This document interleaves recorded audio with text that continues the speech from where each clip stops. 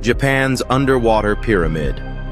Imagine diving into the ocean's abyss and discovering a massive ancient pyramid lurking in the shadows.